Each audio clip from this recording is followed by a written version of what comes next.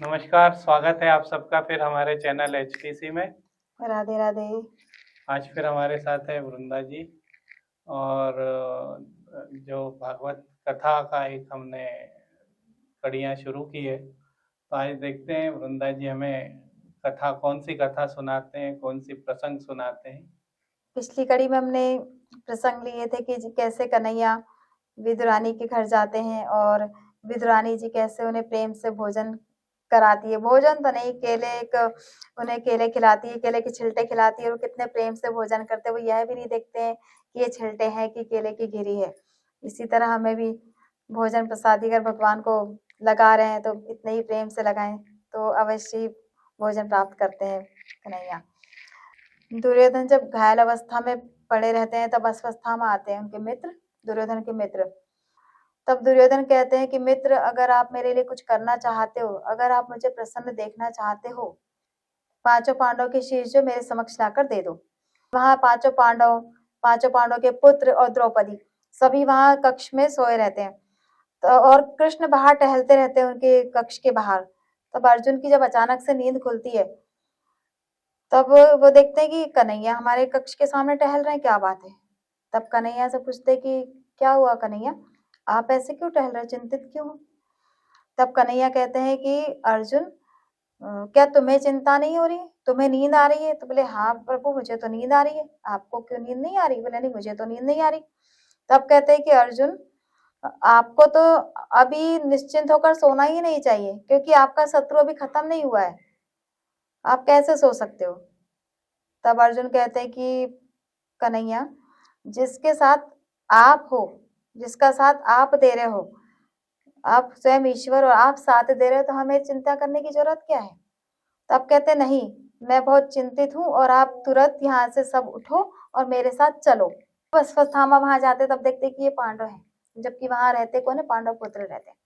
तब वो पांचों पांडवों के पुत्रों के शीश काट कर दुर्योधन के पास जैसे ही ले जाते हैं, उस समय तो अंधेरा रहता है जब काटते हैं शीश, और जब कपड़े में लपेट कर जब वो शीश दुर्योधन के पास ले जाते हैं, क्योंकि ब्रह्म मुहूर्त रहता है तो अंधेरा रहता है, तब फिर वहां पहुंचते पहुंचते उजाला हो जाता है। तब देखता है दुर्योधन की, जैसे ही वो कपड़ा उघाड़ते हैं देखते हैं तो अरे ये तो पांडव के पुत्र हैं। तब दुर्योधन क्रोध करते अश्वत्थामा पे कि मित्र, तूने ये क्या किया, तूने तो हमारे वंश को ही खत्म कर दिया। मैंने 5 पांडव के शीश कहा था, तूने 5 पांडव के पुत्रों के शीश ले आया। तूने तो हमारे घर में पानी देने वाला भी कोई नहीं रखा। क्योंकि दुर्योधन को कहा था कि जहां पर एकदम तुम्हें दुख होगा और एकदम खुशी होगी, जैसे दोनों चीज जब आपके साथ होगी तब आपकी मृत्यु होगी। तो इधर तो पांचों पांडवों के पुत्रों के मरने की खुशी और इधर अपने वंश को खत्म होने की दुख।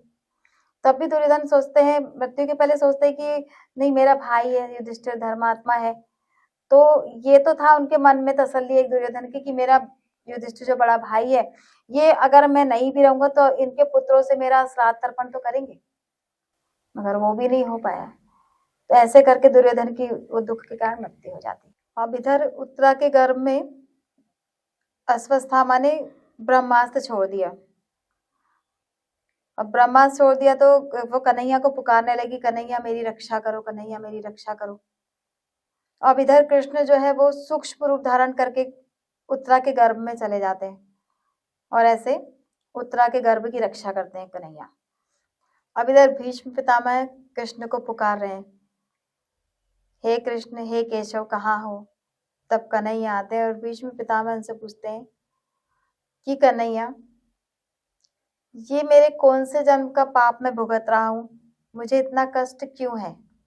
तब कन्हैया कहते हैं कि पितामह, 100 साल पूर्व में जो आपने जो किया है वो आप देखें। तब उनको एक शक्ति प्रदान होती है और वो अपने 100 साल पुराने जो कर्म है वो देखते हैं। तो भीष्म पितामह देखते हैं कि एक वो राजकुमार है और वो घोड़े पर सवार होकर जा रहे हैं। अब जब जैसे ही घोड़े पर सवार होकर जाते हैं तब देखते हैं मार्ग में एक सर्प पड़ा हुआ है। सर्प दिखता है तो वो क्या करते हैं भीष्म पितामह की कटीली झाड़ियों पर फेंक देते हैं उसे। तो वो सर्प जब कटीली झाड़ियों पर फेंकते हैं तो वो तो तड़पता रहता है। तो उस सर्प की मृत्यु 6 महीने में होती है। तब वही है कि ये पितामह भी इन्हें कष्ट झेल रहे हैं, क्योंकि इन्हें वो जो पाप किया था उसका ये भुगतान, मतलब इनको जो कष्ट हो रहा है ये 100 साल पूर्व का। जैसे हम देखते हैं कि जैसे ही हम धर्म से जुड़े रहते हैं, धर्म का साथ देते हैं, तो हमारे 100 साल पूर्व के भी जो है वो पुण्य लौट कर आते हैं। और जहां हमने अधर्म का साथ दिया, अधर्म से जुड़े, कि हमारे पाप लौट कर आते हैं। तो पितामह ने यही किया। इनने पाप किया था कि झाड़ियों में सर्प को डाले। दूसरा, जब युद्ध के समय भी ये देखते रहे, खड़े रहे। द्रौपदी का जब चीरहरण हो रहा था तब भी ये देखते रहे, मतलब खड़े नहीं हुए द्रौपदी की सहायता के लिए। तो ये सारी जो इनके जो कर्म थे, इसका ही फल जो आज भीष्म पितामह जो तकलीफ और कष्ट पा रहे थे, ये कन्हैया ने उन्हें दिखाया है कि आपके ही पूर्व जन्म का जो फल आप प्राप्त कर रहे हैं। तभी भीष्म पितामह को भी इतनी तकलीफ हुई और वो बाणों की शैया पर थे और उनकी भी 6 महीने बाद मृत्यु हुई। जैसा कि उन्हें करा वैसे ही उनको फल मिला। अश्वत्थामा को भी जैसे आपने बताया कि जी। उनको अमरत्व का हाँ जी, एक श्राप मिला, लोगों को श्राप मिला। वरदान मिलता ही हाँ, नहीं, श्राप मिला मिला, अजर अमर का श्राप और मिला। उनकी मणि निकाल ली और जी, जख्म हर समय बना रहेगा, जी, ये भी मिला। वही तो इतना कठिन उनको मेरे श्राप। ख्याल से इसलिए मिला जी, कि वो एक ब्राह्मण पुत्र थे और ज्ञानवान थे। जी, बिल्कुल।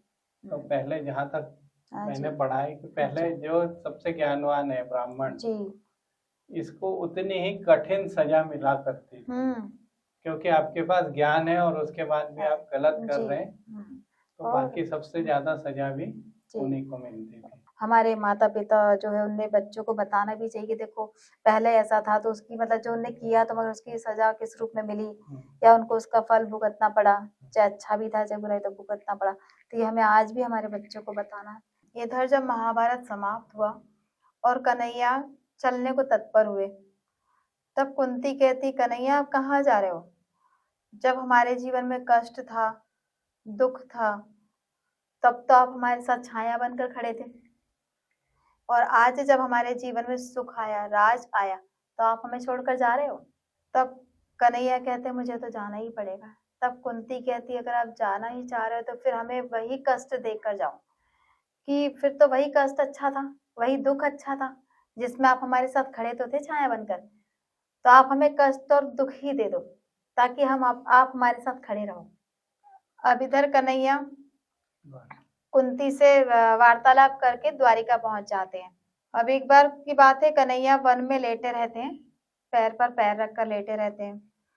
अब उधर एक बहेली आता है, उसे आवाज आती है थोड़ी झाड़ियों में कि क्या है, उसे लगता है कि मृग है, और जबकि मृग नहीं रहता, वहां कन्हैया के पदम रहते हैं, और वो सोचता है कि ये कन्हैया के मृग के नेत्र हैं।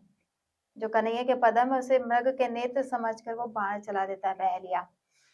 अब बाण चला देता, फिर जब वो जाकर देखता है पास में कि मृग है, तो वो उसे ले जाए। अब जैसे ही देखता तो वहां कन्हैया दिखते हैं उसे, बहेलिया को। अब ये बहुत दुखी हो जाता है, रोने लगता है, विलाप करता है बहेलिया कि अरे ये मैंने क्या पाप कर दिया, मैंने अपने कन्हैया को मार दिया। तब कन्हैया कहते हैं कि आप विलाप ना करो, आप दुखी मत हो। मेरे राम अवतार के समय जब आप सुग्रीव बने थे, तब मैंने भी आपके ऊपर ऐसे ही बाण चलाया था, तो उसी का परिणाम आज मुझे मिला है कि आपने मेरे ऊपर ये बाण चलाया है, इसीलिए आप दुखी ना हो, मेरे कर्मों का फल मुझे मिला है, वही परिणाम आज मुझे प्राप्त हुआ है, मैं पा रहा हूँ। ऐसे करके फिर कन्हैया के लिए विमान आता है और कन्हैया अपने लोक में चले जाते हैं। अब इधर ये अर्जुन सारा वृत्तांत देखते हैं, तब ये पांडव को जाकर बताते हैं, पांडवों को। इधर अर्जुन जब वहां से निकलते हैं वन से, तब ग्वाल भील जो रास्ते में होते हैं, तो वो क्या करते हैं, अर्जुन को घेर लेते हैं, पकड़ लेते हैं, और उनके सारे अस्त्र शस्त्र और उनका जो भी उनके पास रहता है वो सब लूट लेते हैं, भीलन ग्वाल वाल जो। अब इधर पांडव के पास जाकर अर्जुन सारा वृत्तांत बतलाते हैं। मतलब जब ईश्वर का साथ छूटता है तो हाँ, अर्जुन ईश्वर की का भी साथ सारा शौर्य धरा का सब धरा। चला गया, उसका भी सारी सब लूट लिया, अस्त्र शस्त्र भी चले गए, जो उनके पास था वो भी चला गया, क्योंकि भगवान का, ईश्वर का साथ छूट गया। तब इधर अब पांडवों के पास जाकर अर्जुन सारा वृत्तांत बतलाते हैं। तब परीक्षित जी का राज तिलक करके पांडव और द्रौपदी सब अपने स्वर्गारोहण को चले जाते हैं। आज महाभारत के कुछ अच्छे वृत्तांत हमें सुनने मिले हैं और हम इस पे और चर्चा करेंगे अगली कड़ी में।